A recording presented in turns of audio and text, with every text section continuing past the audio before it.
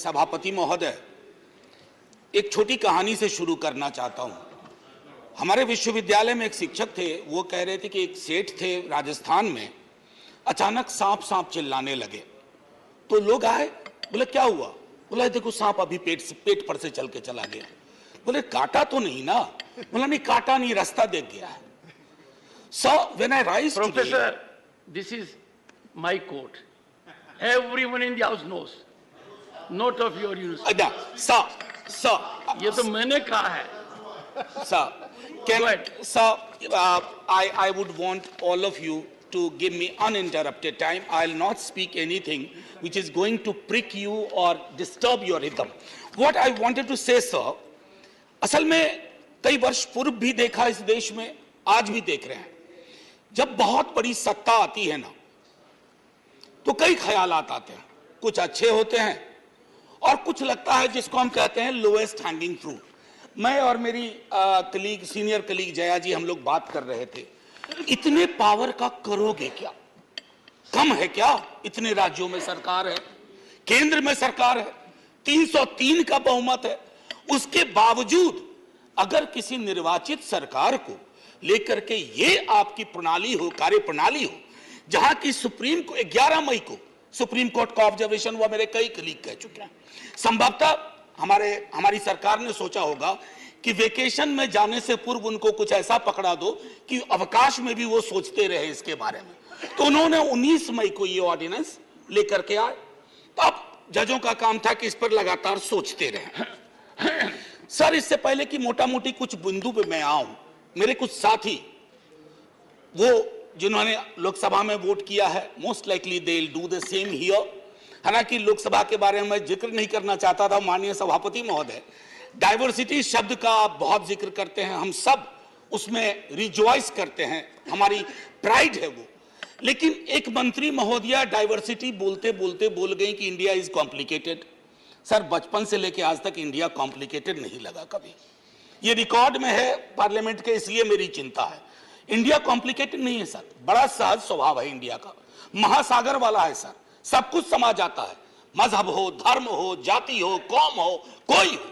लेकिन इसको जब तालाब बनाने की आप कोशिश करते हैं तो महासागर तालाब नहीं बनना चाहता।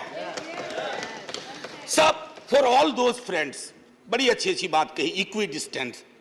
सर, इक्वी डिस्टेंस का मतलब होता है न्यूट्रलिटी। जब चूहे की पूंछ पे हाथी का पांव पड़ा हो तो न्यूट्रलिटी, उस चूहे से पूछिए कि उसको कैसा लग रहा है। तो मैं समझता हूं, इसलिए सर एक शेर अर्ज किया है, आज बड़े शेर पढ़े गए हैं, सुधांशु जी ने पढ़ा, तो मैं भी एक अर्ज करता हूं सर। ये पड़ोस के मुल्क से आया है। तुम तकल्लुफ को भी इखलास समझते हो फराज, तुम तकल्लुफ को भी इखलास मतलब ट्रू फ्रेंडशिप, तुम तकल्लुफ को भी इखलास समझते हो फराज। दोस्त होता नहीं है हर कोई हाथ मिलाने वाला, आपकी पेशे नजर है जी। तो मैं ये कहना चाह रहा था sir, at a historical juncture एक चीज और मुझे बड़ी अच्छी लगी उस दिन, हमारे माननीय गृह मंत्री जी ने जवाहरलाल नेहरू जी को कोट किया। एक पल को मुझको लगा कि इस शांतिवन में अस्थियां कसमसा गई होंगी। ये हुआ क्या? ये हुआ क्या? फिर अंबेडकर साहब को भी कोट किया, राजा जी को कोट किया, उन्होंने कन्हैयालाल मानिकलाल मुंशी को कोट नहीं किया, एचवी कामत को कोट नहीं किया, जो शायद ज्यादा उनके पक्ष में तर्क आ जाता।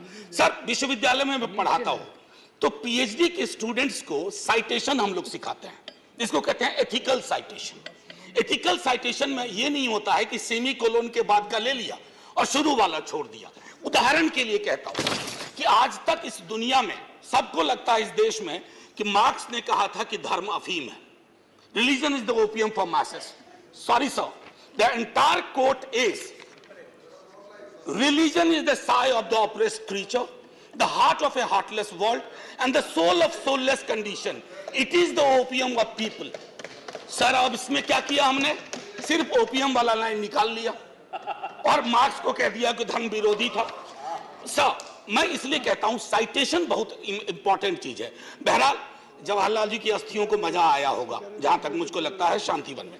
सर, ये मूलतः मैं इसलिए नहीं कहता कि मैं बीजेपी के कार्यप्रणाली का विरोधी हूं सर, वो एक पॉलिटिकल रियलिटी है।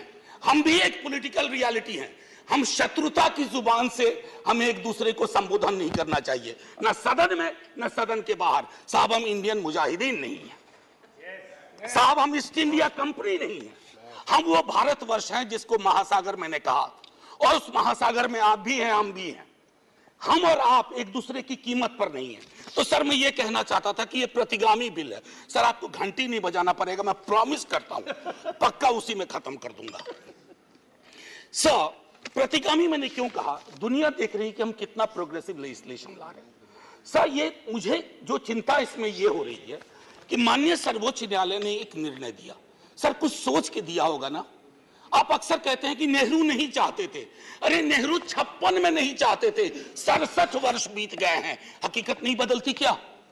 नेहरू के टाइम में हम सार्वजनिक क्षेत्रों में कितना ध्यान देते थे और आज हम बेचने पे ध्यान दे रहे हैं। ये फर्क आया है ना सर। चूंकि ये फर्क आया है तो हर हकीकत में फर्क होता है। 56 की दिल्ली और आज की दिल्ली वही नहीं है सर। सर मैं तो अरविंद केजरीवाल जी का बिल ही नहीं मानता हूं, दिल्ली गवर्नमेंट का बिल ही नहीं मानता हूं। मैं तो ये मानता हूं कि सर अगर ये प्रयोग सफल हुआ, अगर सांप ने रास्ता देख लिया, तो कल को उन पर भी गाज गिरेगी जो आज न्यूट्रलिटी और इक्विडिस्टेंट के नाम पर न जाने क्या क्या सोच रहे हैं। सर हम तब भी आपके साथ होंगे, ये तो गारंटी है सर। हमारे पास कोई विकल्प ही नहीं है। परेशान हताश लोगों के पक्ष में खड़ा होना। हम तो कश्मीर चल रहा था, उस वक्त आम आदमी पार्टी ने कोई और पोजीशन लिया था। आज उनको समझ में आ रहा होगा कि क्यों उस वक्त वो पोजीशन लिया। और आज मैं ये कह रहा हूं कि कल को किसी राज्य के साथ होगा, हम आपके साथ होंगे। सर सेपरेशन ऑफ पावर को लेकर के मेरे कई कलीग कह चुके हैं, मैं कुछ नहीं कहना चाहता, बस ये 3 चीज कहूंगा सर। अगर ब्यूरोक्रेट्स मिनिस्टर को उत्तरदायी नहीं है, सर ये अराजकता को जन्म नहीं देगी क्या? मैं दिल्ली की जनता, अगर मैं दिल्ली सरकार हूं, मैं दिल्ली की जनता के लिए उत्तरदायी हूं। जैसे राघव कह रहे थे, अगर कोई विसंगति कहीं आती है, एलजी साहब के पास जाऊं सर, वो चुनाव जीते। हालांकि मैं जानता हूं कि इस देश में गवर्नर्स और लेफ्टिनेंट गवर्नर्स की भूमिका में विस्तार हो गया, अब तो वो राज्यों के नाम बदल दे रहे हैं। सर आपकी मुस्कुराहट इंगित कर रही है कुछ। मैं ये कहना चाह रहा था सर, और मैं समझता हूं कि ये बात मैं कह करके, और 239AA के बारे में जो बातें कही गई हैं मैं उसको दोहराना नहीं चाहता। सिर्फ मैं एक चीज पे आऊंगा, कोरम। सर ये कमाल का कोरम हुआ, 3 में से 2 होंगे। मुख्यमंत्री बेचारा चेयरमैन है, बहुत अच्छी बात कही उन्होंने, चेयरमैन विदाउट चेयर। मुख्यमंत्री चेयरमैन है, वो अगर 2 मिनट लेट भी पहुंचेंगे तो कोरम डिसाइड कर लेगा क्या करना है दिल्ली के लिए। Sir it is not quorum, it is actually an instrument to decimate the very idea of elected government. Sir sir घंटी मत हो जाइए, केशव राव जी की श्रेणी में 1.5-2 मिनट और ले लूंगा। सर एक सोल डिस्क्रिशन का मामला आया है, सोल डिस्क्रिशन, और ये मैं आग्रह करूंगा माननीय गृह मंत्री जी से, हमारी महामहिम राष्ट्रपति के लिए भी जो संदर्भ आते हैं ना, to aid and advise of the cabinet or the ministry, sir उनका भी सोल डिस्क्रिशन नहीं होता है। ये तो एक तरह से मुझे सोललेस डिस्क्रिशन दिख रहा है, आत्मा विहीन डिस्क्रिशन। सर ये उसमें नहीं फिट बैठता है। सर एक और चीज,